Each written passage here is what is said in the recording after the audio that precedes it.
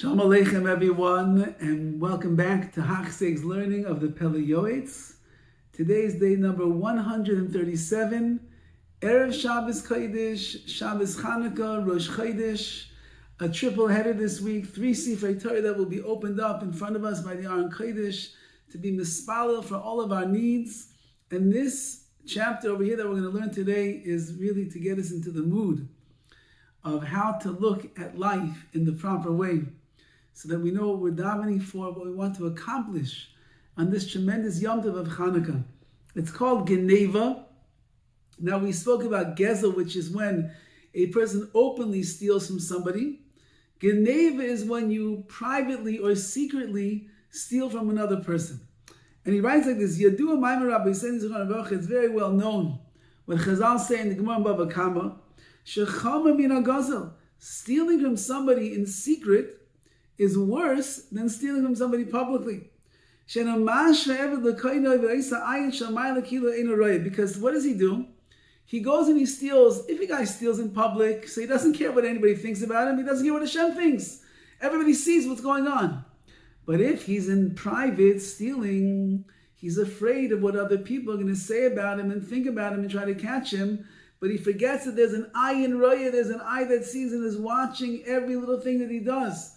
So the Ganav, who is the secretive thief, who's doing it behind people's backs so nobody can see, he cares more about what people think than what the Rebbeinu Shalom thinks. Therefore, the elders have to really instruct the youngsters properly. They do many foolish things and they get bad friends. And they'll go from one bad thing to the other. They'll get involved in their misdeeds, and as a result, they'll become they will become people that are just involved in their insidious ways of overindulgence in this world, like the Ben Sura or the Moira. Therefore, watch over your children and make sure that they're not so opulent and they're not looking for all the pleasures of this world. It's important that a father should not be too stingy with his children. He should open up his hand a bit and give them what they need. Give them some money once in a while.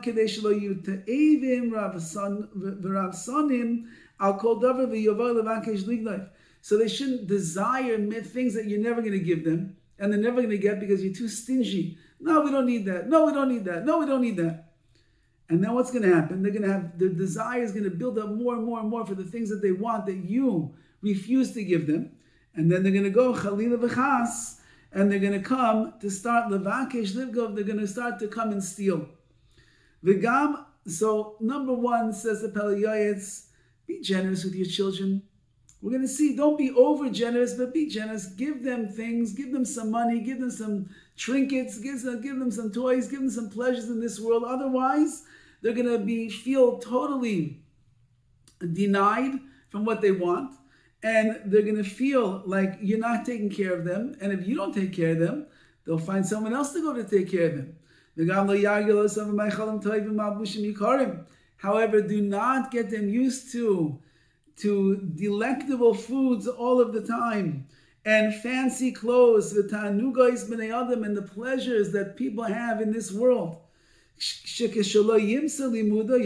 Because if it happens that you got them used to nice clothes and shoes and cars and food and money and this and that, well, what happens when the stock market crashes and Daddy Warbucks doesn't have money anymore to provide his kids with whatever they want?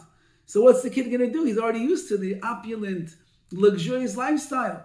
He's going to start stealing so he can get what he wants. He wants that steak, and he wants those shoes, and he wants that belt, and he wants that car, and he wants that vacation, and he wants that restaurant. So how's he going to get it? Only one way, got to steal. Chazal tell us, the Torah itself goes down to the end result of the way in which the Ben Sura, this wayward son, is going to live. When he doesn't find money to be able to provide for himself what he wants, he's going to go and steal from everybody else. So be careful, says the Pele Yoetz. Don't overindulge your children in the luxuries and the fineries and the pleasures of this world, because they won't always be able to afford it, and they'll look for ways to come and steal to be able to get what they want. On the other hand, says the Pele Yoetz, don't be too stingy. Don't not give them anything. Make it normal and regular so that they feel that they are satisfied with what they have. Ukvar sipru maisa, he says over a peladik maisa over here that is frightening.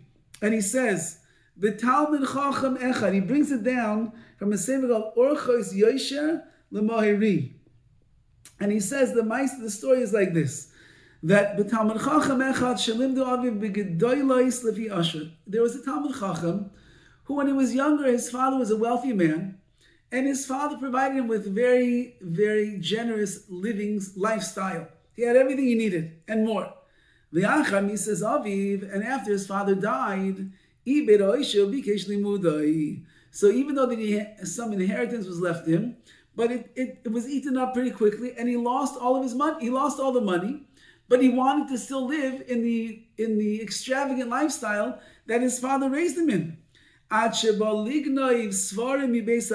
got so bad that he was stealing the svarim from the Beis HaMidrash. And when this became revealed, that this Talmud Chacham, whoever that was a tzaddik, was stealing svarim and selling him so he could go and buy himself a fancier meal, he ended up denying, he ended up going against his will. He went off the derech completely as a result of that. He was so embarrassed. What a busha. Talmud Chacham steals svarim to go and make money? What an embarrassment.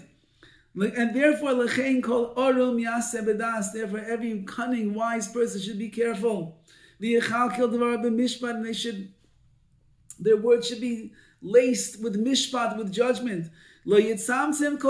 Don't be too stingy, and don't be too generous in all the luxuries that you give away. Rather go according to the blessing that Hashem has given you. Go in the middle of the road. Okay, you have a little bit extra money, you can make things nice, but not so fancy. Don't give everything to your children, otherwise they become spoiled, and when they don't have what they need, where are they going to get it from? So they'll either pick the wrong friends that will help them have things, or they're going to start stealing to be able to get it. And you should always inform your children and warn them about the issue of stealing. Let them know how severe it is. Get them away from bad friends. They should go in the good path. So a parent from a young age of their children has to be mechanech them and give them the proper hashkafa in how we deal with money, how we live, how we use it, how much is appropriate, what is not appropriate. In that way, be'ezus Hashem, our children will be able to understand the value of money. They'll know what's important. They might have some of the comforts of this world. We live in a world, everything is comfort today. Whatever was 150 years ago was all luxury. Today it's no luxury. Today it's regular. But there's still the higher level. The more gashmi, the more money that you spend, the more fancy restaurants you go to, the more decadent food that you put on the table, we get everybody used to all that. And that's an issue, says the Pele Yoetz. It's an issue because the kids are always going to want it. And if they're always going to want it, how are they going to get it when they don't have the money? So again, either they're going to end up in the wrong group of friends who can offer them all of that, and that will be the destruction of their ruchnias, or they'll become ganavim, they'll steal. They'll either steal from the parents when the parents aren't looking. They'll learn how to steal from other people when other people aren't looking, and that will be a destruction of that generation. There's another type of stealing that takes place, what many people just trample on. This is when you steal the das, you steal the mind, so to speak, of other people. There's all different levels and types of how this works. The general principle is, if anyone who tries to understand what's going on in the heart of their friend, with many words, they keep asking questions, and what about this, and what about that, and you want to know something about them, you want to figure something out. So advarim genevas das mikrivia, so that's called genevas das, And that's us. You're not allowed to do such a thing. I can't press a person to try to figure something out about them because I need to know that for myself. I want to know that for myself, even though they don't want to reveal this personal information. That's called genev. That's also called stealing. Unless you're doing it l'shem shamayim for the sake of heaven. Let's say that there's kids that are fighting on the yard, whatever. One kid ended up beating up the other one, and you need to know what's going on over here. We have to rectify the situation. So you press and you press and you press and you press to get the right words. That you're allowed to do.